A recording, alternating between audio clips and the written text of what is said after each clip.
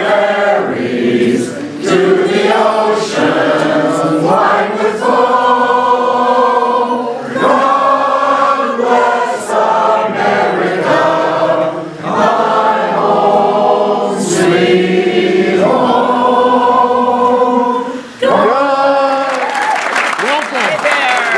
Welcome to Southern Iowa. I love being here. Hi. Hi, everyone.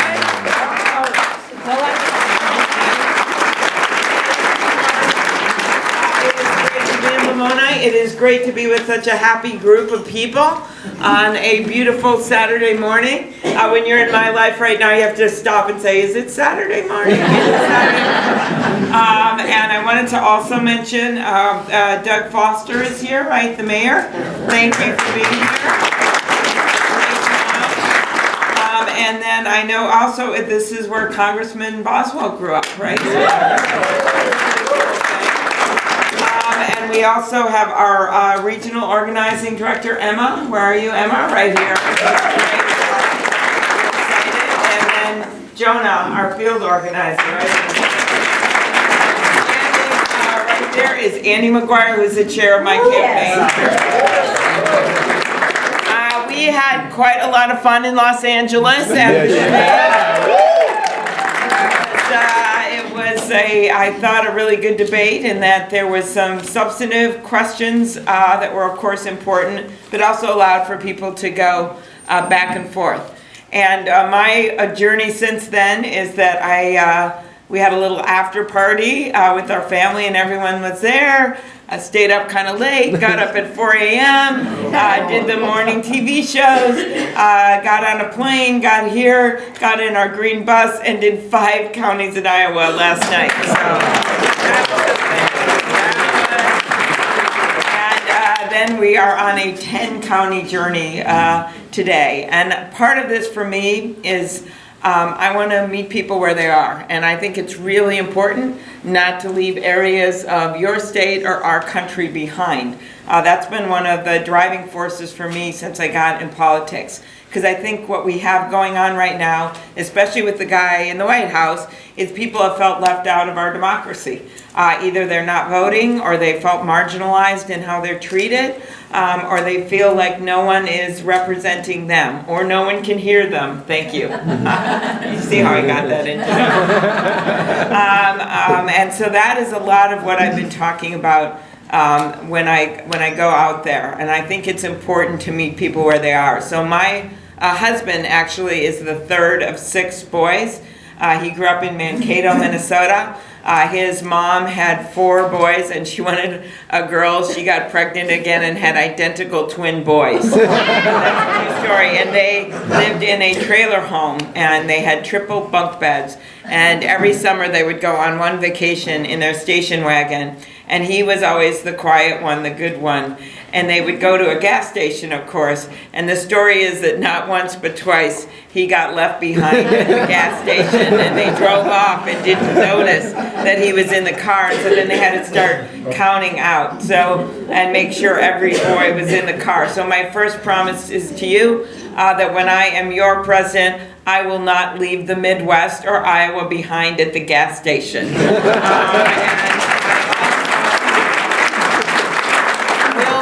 That when I'm campaigning, I will be someone that will really go to a lot of our areas that sometimes Democrats don't go to. And you can talk to anyone in my state. This is my new idea, to get job references, because more people need to know who I am. The debates have been really, really helpful, but I'm not as well known as some of the people that ran for president before. But any time when people get to know me, I tend to go up and do really well. So my whole idea is that there's 5 million people in Minnesota. Obviously some of them didn't vote for me, but a whole lot of them did. So you can just call anyone you know in my state and see what they say. Most of them will say that I have their back, that I, even if they don't agree with me on everything, that I get things done, that I work really hard. And what a contrast that would be with the person we have in the White House right now. I want to debate this guy because I see the world in such a different way. My background is so much different than his. I'm the granddaughter of an iron ore miner who worked 1,500 feet underground his whole life. He had to go to work by the time he was in middle school because he had 9 brothers and sisters and his parents were sick. They died very young, and he basically raised that family. Met my grandma. They had 2 boys, including my dad, and he saved money along with my grandma in the basement of their little house to send my dad to a 2-year community college.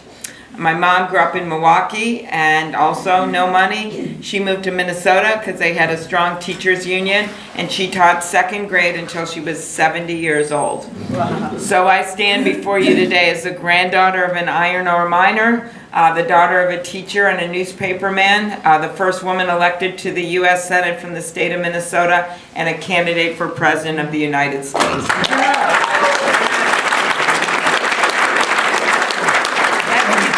Live in this country of shared dreams. And I look at it this way: when I get to debate Donald Trump, I say, okay, so you got your good fortune because your dad over your life gave you $413 million. Me, my grandpa worked underground in that mine and saved money in that coffee can, and you cannot fit $413 million in a coffee can. That's my family trust, that coffee can. And I figure when you are given an opportunity, whether it's because of your parents or someone in your family or a teacher or someone at your work, that you have an obligation. You don't go into the world with a sense of entitlement like this president does. You go forward with a sense of obligation to lift people up, not to hoard it for yourself. And I know a lot of people talk about the president as a bully. And he is one. But I really think when I go out there and talk to people maybe who have voted for him, you know, there's how many counties in Iowa, Lauren? That no, I know that. How many counties that voted for Barack Obama that also voted for Donald Trump then? 31 counties that went for Obama and then voted for Trump. Nearly 10% of the Trump voters voted for Barack Obama. So think about that. So there are people out there who literally are stepping back and evaluating who they voted for. And I think it is really important to get at those people to make the message in these debates that it's not just Democrats watching it. There's independents, there's moderate Republicans, there's people that stayed home last time who maybe are in our Democratic base. So you do have to make a comparison. And so I think when I talk to these carpenters in Pittsburgh and dock workers in Michigan and dairy farmers in Wisconsin, well, how do they feel about it? Well, this way. There's not shared prosperity in this country. There's a lot of people who, even if they have a job, it's really hard for them to afford their mortgage or to afford their cable bill or to afford sending their kids to school or their health care. And they know that, and they want someone that has their backs working on their problems. And when they see what this guy's doing now, when you really push at him, they're like, yeah, okay, so he's got the best job in the world. He has this money. He's living in this great house. And when things go wrong in my life, they say, in their own lives, they just have to work harder. They got to find an extra job. What does this guy do when things go wrong? He whines. That's what he does. He gets into the White House, he gloats about things that he didn't do, that our workers and businesses did to get us out of that downturn. And then when anything goes wrong, when there's farm bankruptcies up 25%, so much in part because of his own trade war and what he's done. Or when there's problems for people and they can't afford things like pharmaceutical prices. Instead of working on actual solutions, he whines. He blames the head of the Federal Reserve. He blames Barack Obama. He blames Congress. He blames the city of Baltimore. He blames the entire country of Denmark. Who does that? He does that. And then when he is confronted in an international situation where the world is watching that has always respected America, and we have always been this beacon of democracy for the world, and he's at a conference like NATO, and some guys are off in the corner, some world leaders making fun of him. By the way, I have such a different take on this. I have heard people make fun of other senators in worse ways than that, right? So it's just politics, okay? So they're making fun of him, and then all they see a clip of that, instead of just taking the high road and joking it off, what does he do? He quits. He leaves the international conference. He's not even there at the end when important decisions are made. America doesn't quit.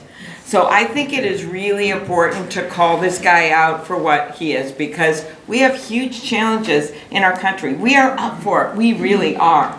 But if you have someone in that job that tries to divide people all the time, we're not going to be able to meet those challenges. And you know what those challenges are. It is everything from making sure we have affordable health care. And by the way, the Affordable Care Act, Obamacare, is now 10 points more popular than the President of the United States. So my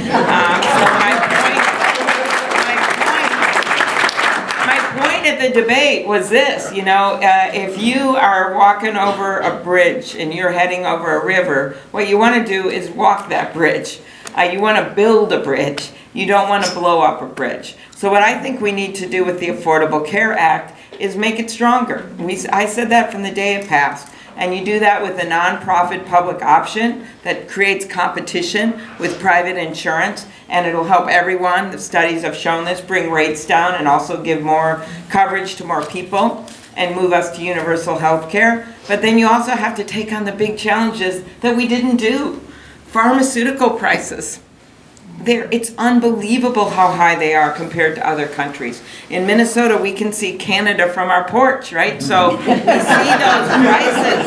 And Bernie and I had an amendment that I referenced in the debate. It's Klobuchar-Sanders, to bring in less expensive drugs from other countries, from safe places. We got 14 Republican votes on that amendment in the U.S. Senate. We can get this done. That's one thing. Medicare, there is something in law that says seniors can't negotiate better prices. It's like a ban, but you can on Medicaid and you can with the VA. You lift that ban, it doesn't just help 43 million seniors who are on Medicare, it helps the whole country because it brings the prices down. The bill over in the House that puts a cap, which is a very straightforward way to do it, which is a bill supported by all the leadership over in the House. I'm going to be at any moment now sitting on Mitch McConnell's desk in addition to 400 other bills that he hasn't passed. That would save taxpayers, putting a cap tied to the international average for prices, $350 billion in 10 years. That's what we're talking about with pharmaceutical prices. Taking on the challenges of long-term care. That's the elephant in the room as we're seeing a aging of our population, which is a cool thing. I once called it the silver tsunami. And then AARP told me that was too negative. So I changed it to the silver surge. We are not beyond keeping Medicaid strong, which we know is important. It's also about making it easier to get long-term care insurance, making it easier for people to stay in their homes. Doing something about mental health care and addiction, something you've seen all over rural Iowa. And yet we've never had a president that's really come in and taken it on. For me, it's personal. My dad, that's it. You got jail or treatment. And he picked treatment, and it changed his life because of his faith and his family, his friends, and that treatment, his life changed. In his words, he was pursued by grace. And I think everyone has that same right, whether they're 1 in 5 Americans dealing with mental illness sometime in their life, whether they're 1 in 2 Americans that has had addiction in their family, whether it's opioids or alcohol. And there is a way to pay for this. You pay for it by making the people pay for it who made money off of people getting people addicted. And that is the formula. That is going to be, in the end, if we have a president that maybe is a lawyer, that understands how to do this, because that federal settlement will be, when you think of tobacco and that money that came in, that's going to be a huge thing. And we've got to make sure the money goes to the people that need it, the people that need help. And that includes people with mental health problems, by the way. So I put together a plan and show how I'm going to pay for it with deadlines. That is really going to make a difference, especially in Iowa, where you only have 64 public mental health beds right now. I was in Wapello, and a school counselor told me that she had just finished her day, small town there, right? High school, 650 kids, and that 4 kids came to her with thoughts of suicide. And she said they were all immigrant kids. And they were all afraid, their parents worked in the plant, that their family was going to be deported.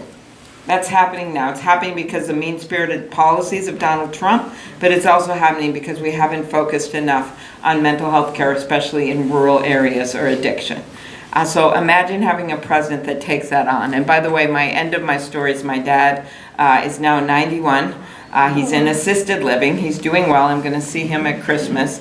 And about a year and a half ago or so, his AA group visits him in the assisted living. And he has some memory issues, but they visit him, and he said to me, well, it's hard to get a drink around here anyway. Anyway, so that's the end of that. Other challenges we have, workforce and making sure we've got enough workers. Some of this is immigration reform. It's crazy. Donald Trump is deporting people that literally have been here for decades with temporary status. People who work in our nursing homes and our hospitals. People who have obeyed the law. I think there should be a path to citizenship. You do that with comprehensive immigration reform. It is better for our economy. Weirdest fact you're going to remember from me, Grover Norquist was my witness for comprehensive immigration reform. Why? Every study has shown it greatly reduces the debt. In 10 years, $158 billion reduction in deficit. Wow. It's simple. People come out of the shadows. They're paying taxes. 12 million people, right? They pay taxes. They start small businesses. It makes the economy work better. That is what we should do. It also gives us money for helping with those asylum cases, shoring up those 3 countries in the Northern Triangle, doing some smart things at the border, and making it easier for legal immigration. That should be our plan. Because when you look at all your relatives and ancestors in Iowa, immigrants don't diminish America, they are America.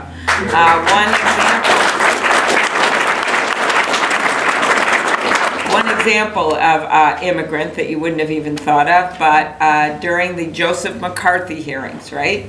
There was an immigrant, son of immigrants from Primgar, Iowa, and a small town and big family, and this guy ends up going to Grinnell, and then he rises to be the Army Counsel, the Counsel to the Army. And when they were having those McCarthy hearings, and for younger people here that maybe weren't alive then, and I wasn't either, but when they were having those hearings, this congressman from Wisconsin, Joseph McCarthy, was going after people about what groups they were in and saying they weren't patriots and getting them blacklisted so they couldn't work. And no, everyone was afraid of him. But there was one guy that stood up at the hearing, and he was this guy from a small town in Iowa, Joseph Welch, the Army Counsel. And it was like in that children's story, The Emperor Has No Clothes, where it's a kid that says, he's not wearing any clothes. This guy from Iowa, he stood up and he said, "Have you no sense of decency, sir? Have you no sense of decency?" I think that's the moment right now in our country. I point out that it was an immigrant's kid that did it because we all remember we stand on the shoulders of immigrants. But we also know there's something more going on beyond all those issues we are debating. The importance of education and putting money into K through 12, the importance of making it easier to go to college and really connecting that education system with the job openings we know we're going to have. Something near and dear to my heart with my dad and my sister going to a 2-year community college and then going on to get a 4-year degree. We all know those are issues. Climate change, our farm economy, our trade economy, all that's important. But beyond that economic check on this guy, this is a decency check. It's have you no sense of decency. It is a values check. It is a patriotism check. When you think about those people that turned out and voted a month ago in Kentucky for a Democratic governor, so Mitch McConnell now has a Democratic governor. You think about those people that voted for a Democratic governor in Louisiana. Please don't tell me we can't win the U.S. Senate seat in the state of Iowa. We can do that. Fired up Democratic base turned out, that is true, but also moderate Republicans and independents turned out because they felt that they couldn't stomach this anymore. And if we lose that sense of where those people are, then we lose. So we cannot afford to screw this up because we have people that want to come with us. And I want to bring them with us instead of shutting them out. That gets to when you think about these issues and how you talk about them, to do it in a way that people can understand it, they can relate to you, but that they tend to maybe not agree with everything you say, but they agree with most of what you say. It makes sense to them what your priorities are in their daily lives. That's part of it. And then the other thing is to get where they're coming from. For me, the light went on when I was in a ranch in Minnesota a few years ago about what was going on. There was a guy who owned the ranch, and he had taken me on a tour of his cattle on this ATV, which was kind of scary, actually. Oh, we're going right in between these cows. I'm like, what a way to die! And so anyway, then we go in his house. The media leaves, and he looks at me. He says, we made a mistake. And I'm like, oh, what? And I literally think, what did I do now? But he goes, we voted for Donald Trump. And I said, do you mean your family? And he says, no, I don't like to talk about myself. I mean me. I voted for Donald Trump. And I said, why? He said, oh, healthcare. He said, I was mad. And then he said, but then I saw him in front of the wall. And I said, well, the wall's not quite built, He goes, no, not that wall, no. No, the CIA wall. It was the day after the inauguration when Donald Trump stood in front of that wall, that sacred wall of the stars of these deceased CIA agents who had lost their lives in the line of duty, anonymous stars because their names can't be known. And he stood in front of that wall and gave a partisan speech about his crowd size at the inauguration. And that guy was in shock. Then, bit later, he said, the Boy Scout rally. And then he said, that's when I knew. When Trump gave a political speech to a bunch of young Boy Scouts, he said, I was a Boy Scout. And then he starts to cry, he said, that's when I knew what I did wasn't patriotic. Or the guy in New Hampshire in a line, all the voters that day had stickers on. I'm a Supreme Court voter. I'm a climate change voter. I'm a reproductive rights voter. This guy comes, he has no sticker on at all. And I said, sir, you don't have on a sticker. And he goes, in his brown jacket, that's because I was a Trump voter. And I don't want them to know. Because they're my neighbors and they don't know it, so don't tell them. And I go, no, I won't tell them. And he goes, I'm not voting for him again. So those are the people that I don't want to lose. And we know what the stakes are. Our fired up base for such good reasons. The way he goes after immigrants, the way he goes after people of color, the way he just goes after anyone that doesn't agree with him. It is not America. It's not the America that we want. So I just pledge to you that when I talk about not just being the president for half of America, but being the president for all of America, I mean it. I'm not going to be the one that goes down to Mar-a-Lago and sees all my friends and says, oh, I just made you a lot richer after you pass a tax bill. I want to be here in this room saying we got better child care. We did something about rural hospitals because I get the differences between an urban hospital and a rural. That we did something about keeping our areas connected to each other with rural broadband and better infrastructure, that we did something about mental health care and opioids. That's what's going to matter. But the only way we do it is not just by eking by a victory at 4 in the morning in this presidential race. I'm telling you, if we do that, that state won't be Iowa. We've got to win big.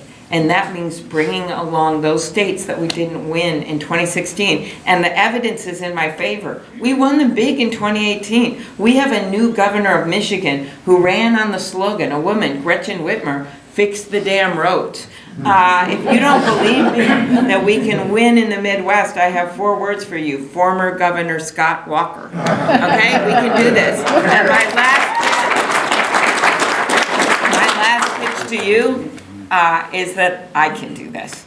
I am someone that has won every race, every place, every time, every district. The district bordering Iowa that Tim Walz, our new governor, had for years. I won that in a district that Trump wins in double digits. I won it every time. The district bordering North and South Dakota. Michelle Bachmann's district, I've won every time. I've won every race all the back to elementary school when my slogan was all the way with Amy K. I have now abandoned. And I think that the other thing that people want to know about is experience. You know my argument out there in the debate stage, I'm the one that's passed over 100 bills, not volleyball resolutions, actual bills on everything from drug shortages to rural broadband to infrastructure.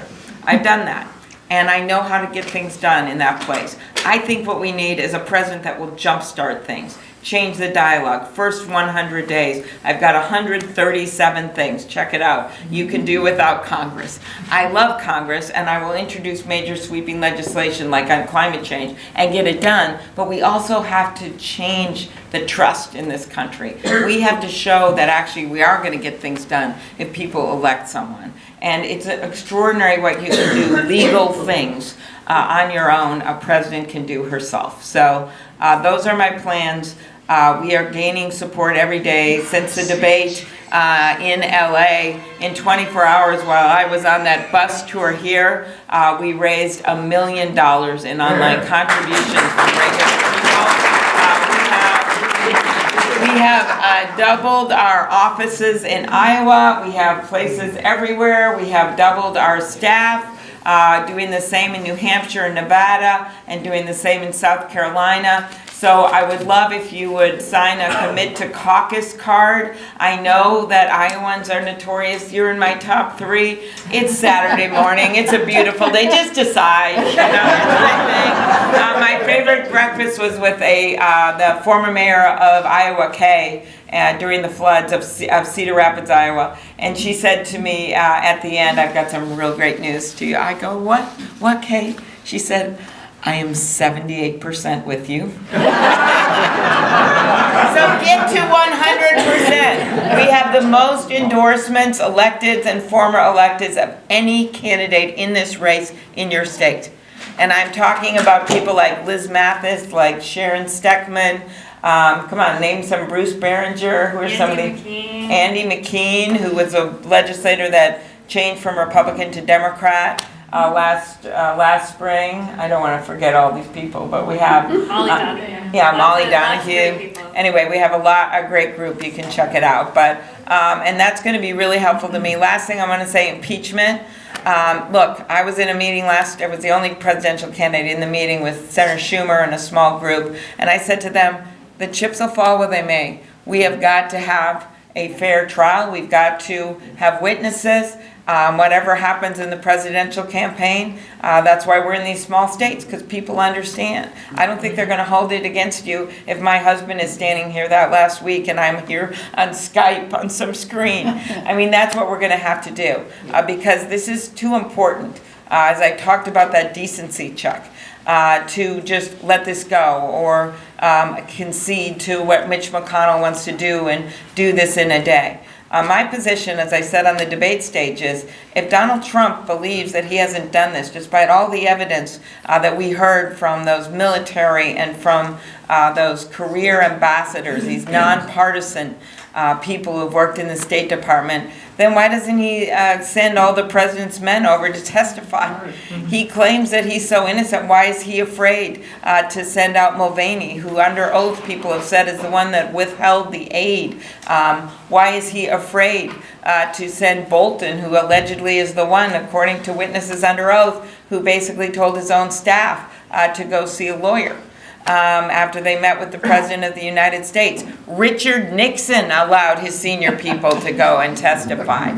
And what this really is a global Watergate. It is a president who's paranoid up for election, who, in Nixon's case, got people to break into a file cabinet and get information, dirt on a political opponent. That's what this president did. This time, though, worse. Security. He calls a foreign leader to get dirt on a political opponent. That's what we're dealing with here. So, as I said the other night, this is a president that puts his private interests, his partisan interests, his party's interests in front of our country's, and that is not what can happen in America. All right? Okay.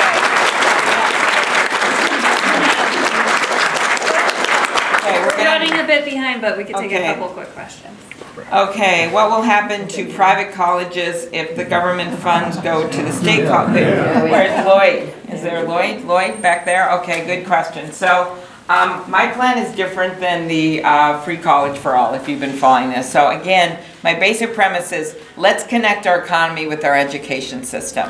And so what I would do is make it easier for kids to go to college, yes, by doubling Pell Grants.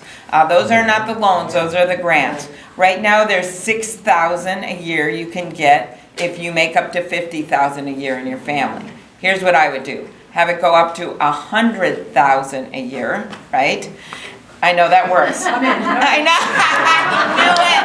I could see you, because that's one of the problems with the 50,000 a year. It's too limiting. And then have the money go up to 12,000 a year. And then you could use that Pell Grant, which you can now. It's just too limited. You could use it at private colleges or public colleges. I think that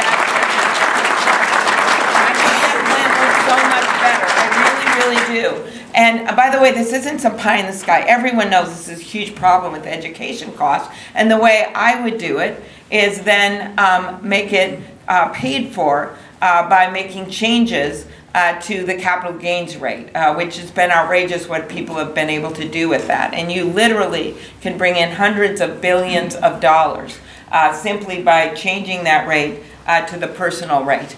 And I think we will have the people with us, and we will push this through and get it done. So that's the primary thing. The other thing I do is 1- and 2-year degrees that I mentioned, make that free. My sister's story, by the way, she didn't graduate from high school. She went down to Iowa, worked in manufacturing, got her GED, and then eventually was able to get a get a 2-year degree, and then got a 4-year degree at Simpson College in Iowa. Iowa literally saved her life. So. So this is personal for me. I think you just got to acknowledge that we've got to be smart about how we do this, because even at the state colleges, 10% of the kids there are from families that make over $200,000 a year. So that would mean they would get free college. And then who knows what happens to everyone else. So that's why I like this plan better. I also think it's much more doable. And then finally, I'd make it easier for people to pay back their loans. I figure if multimillionaires can refinance their yachts, students should be able to refinance their student loans. Okay? All right.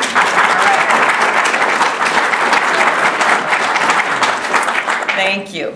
You've got a smart mom there who's figured it out. Okay? Yeah. Very good. Okay, Sherry. Given all public and personal commitments, how do you prepare for votes on bills? What do you read? What research? How do you look for intended consequences? That's you, you're right there. Okay. Well, first of all, you have to have great staff, and that's the reason that I passed over 100 bills. You know, what happens in Washington is you have sort of an expert in each area. Veterans, we have 2 lawyers that do our judiciary, and so then they brief me on all the bills. I was just reading stuff on our bus about some bills that we passed, which is nice, including one on burn pits for our veterans. That's really important, that I've been leading for a long time, and we finally got it done. So what you do is you review the bills, and they make a recommendation usually, and then you ask them questions, and then sometimes you're looking at the text.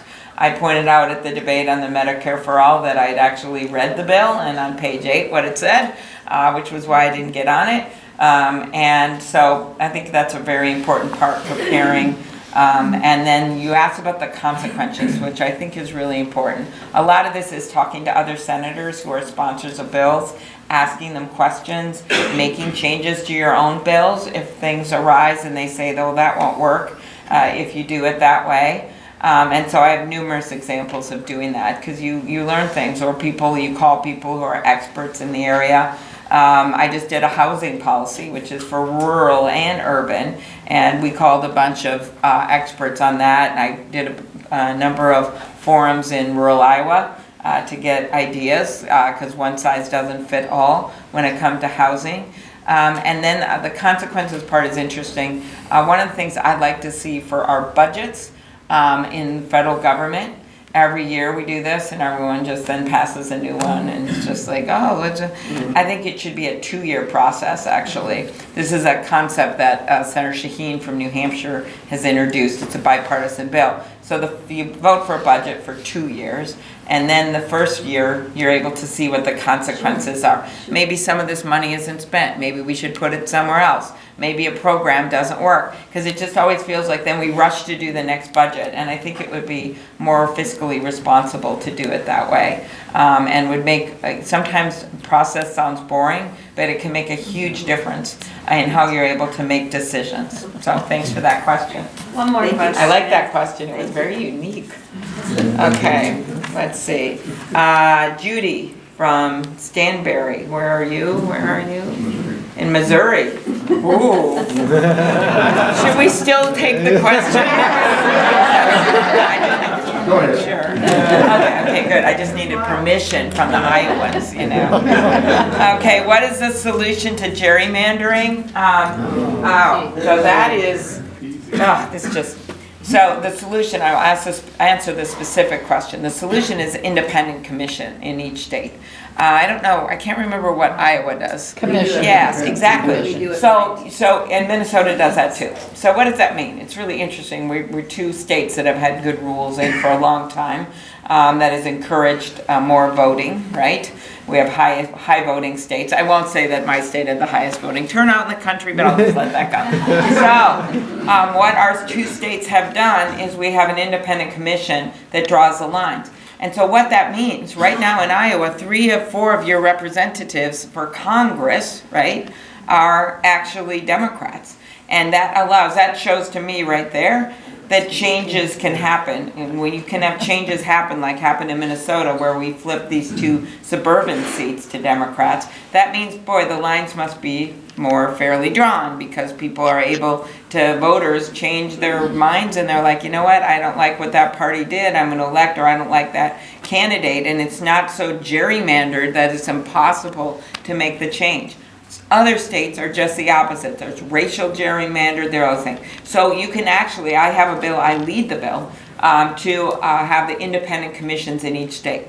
I lead a bunch of the elections bills because I'm the ranking on rules. So I would be Senate Rules Committee. I would be a president that would be able to get in there and know exactly what we can get done. One thing I think would be most helpful would be to allow every kid to register to vote when they turn 18. And automatically do that if they're eligible. Think about this, how crazy this is. We all get a social security number. We figure out a way to do that. Target, my hometown company, has found a way to, like, if you want to find a pair of shoes with a certain SKU number in Hawaii, they're able to find them, and we can't find a way to automatically register eligible voters when they turn 18. That's wrong, and we can do that technologically. We can get that done. The last thing I mentioned is the outside money in politics. If we can win this election big, what we should do is start a national crusade to get a constitutional amendment passed to overturn Citizens United. By the way, one of my favorite election ads in the last time was Angie Craig, who won in south of the Twin Cities, some suburban, a lot of rural, and she ran an ad of people trying to talk standing on bales of hay. It looked like a rural Iowa ad. It was a libertarian ad, and every word that they said, it was muted. And it said, this is because the outside interests, like pharma, right, are muting you cannot talk because of what they've done. I love that ad because that was not a partisan ad. That was saying, hey, this is hurting all of us. So I think actually you could make a case in a big way on a national level to make these changes. All right, well with that, we'll do some photos right here. And I want to mostly thank all of you. You can ask your question when you come up here, sir, if that's okay. I really want to meet all of you. I know we only have like 15 minutes, right? So we'll have to 10, look at her. If you want, you can go check out our bus. It's kind of fun. I want to thank you so much. You could be doing so many other things with your Saturday morning, but you care about our democracy, and it means so much that you are here. We would love to have your support. We are on the rise. No candidate that in recent history was ahead at this point in Iowa that ended up winning. You have had a lot of candidates that ended up being president that weren't number one right now at this moment, including in his first race, Barack Obama. Including Jimmy Carter, who I got to meet with, who told me that he had stayed at he and his family, 718 homes in Iowa and New Hampshire, and that he gave each one of them a plaque. He still sends me emails that he signs JC, and I think it's Jesus Christ. Bill Clinton wasn't ahead at this time. So I think you understand your obligation to pick a candidate that is going to have that opportunity to bring people in instead of shutting them out and to win big. I hope you know it's me. Thank you. Differences of opinion in our country, but still respect each other. And one of the things that's been so hard about the last few years for Democrats and Republicans alike is this divide in our country, and the way this president goes after people and cuts them down and sends these mean tweets. To me, that's not what we stand for. And I think that we need more decency back in the White House. I think we want to have a president where even if you don't agree with everything she says, that when she's on TV, you want to have your kids listen because it's important, because you want to understand what's going on in the world around us, or because a new challenge is going to be met, or we're going to set a new goal for our country. That's what we've always done as Americans. We believe that what unites us is bigger than what divides us. And my whole way of being, and if you look at my track record where I passed over 100 bills with Republicans time and time again, is because I've been willing to say, okay, sometimes you need to stand your ground, but you can find common ground. And courage is not standing on your own, throwing punches at people. Courage is whether or not you're willing to stand next to someone you don't always agree with for the betterment of this country. All right, Paul, I have to give It includes both public and private colleges, because I would simply double the help for kids and expand the income level that they qualify for it up to 100,000. And I think that's also a very important thing to understand. We have tons of public and private colleges. Is in Minnesota easier for kids to have a good education, no matter what path they choose. You want to hit me when I ask this question, but Yeah. I've got to ask it. If the primary were held today, the numbers say it would be Joe Biden. Why won't any one of you on the stage dig in? The elephant in the room is Burisma. You can't get mad at them and not ask Joe Biden to come clean about his son. Donald Trump will. Will you ever at some point say, Vice President, what's the deal here? Well, I think when you look at this impeachment proceedings, which is a very, very somber proceeding we're about to embark on, it's rare, but it does happen. You have to get evidence. And I personally, when you look at the facts here, this was about something President Trump did when he tried to get dirt on a political opponent. And he can make his defense, but I don't think that his son actually needs to be called as a witness, only because what this is about is that he was trying to make calls to get dirt on